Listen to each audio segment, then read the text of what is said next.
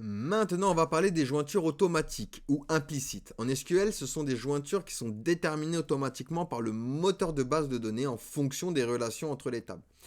Lorsqu'une requête SQL inclut deux ou plusieurs tables, le moteur de base de données peut automatiquement déterminer la façon de lier ces tables en utilisant les colonnes de clés communes entre elles.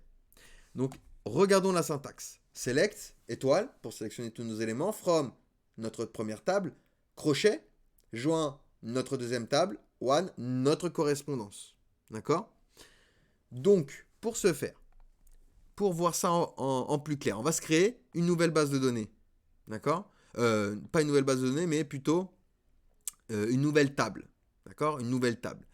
Une nouvelle table que je vais appeler, du coup, ici, alors, nouvelle table, que je vais appeler ici test. Test. Alors, test. Voilà. Ici, je vais incrémenter la première clé. Alors, hop, ici.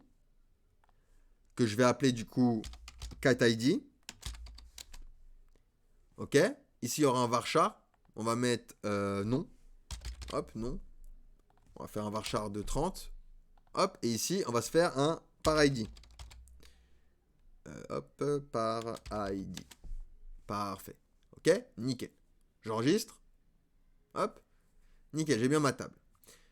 Bah, cette table, on va lui ajouter hop, des éléments. Donc, insert into notre table test. Tu vas insérer du coup dans nom et par ID les valeurs. Donc, le premier, on va mettre informatique. Hop. On va mettre nul ou 0. Bon, on va mettre nul. D'accord? Hop, parfait. Donc ça, c'est notre première valeur.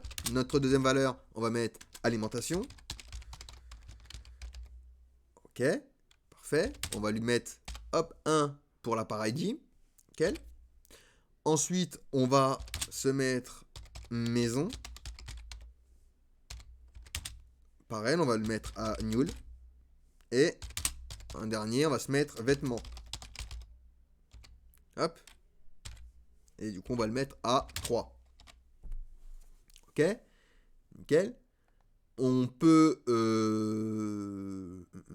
ce qu'on va faire également, on va s'en rajouter un dernier, un quatrième. Donc on va mettre jardinage. Voilà, jardinage. Et on va le mettre à 3 également. Ok, donc on rajoute nos valeurs. Parfait. Du coup, dans test, normalement, j'ai bien ceci. Ok, nickel. Ils ont chacun un ID différent et chacun un par ID ici. D'accord? Donc par exemple, si je veux utiliser les jointures automatiques pour sélectionner ici mes catégories par rapport au par ID, d'accord? D'accord? Par rapport aux valeurs qu'ils ont en commun dans la colonne, en gros. Je vais venir dans mon SQL et me faire une jointure auto avec select. Donc je vais sélectionner du coup non. Donc on va l'appeler A. Non. As. On le renomme cat parent. Donc ça c'est la catégorie parente. OK. Ensuite, donc c'est l'ID en vrai. Ensuite, on va prendre bnon as cat enfant from du coup notre table test a inner join test b. Donc on la renomme encore une fois. Donc on prend à chaque fois la même table, mais on lui donne un nouvel alias. One, du coup notre correspondance. Donc si cat id est égal à du coup b.parID. Hop, j'exécute et regardez là, j'ai bien informatique, maison, maison et maison. Oui. Mais je n'ai pas du coup alimentation. Enfin, dans le côté parent, je n'ai pas alimentation. Pourquoi? Ben parce que dans le test, ici, ok, j'ai l'ID numéro 2 au niveau de mon alimentation. D'accord? Ok?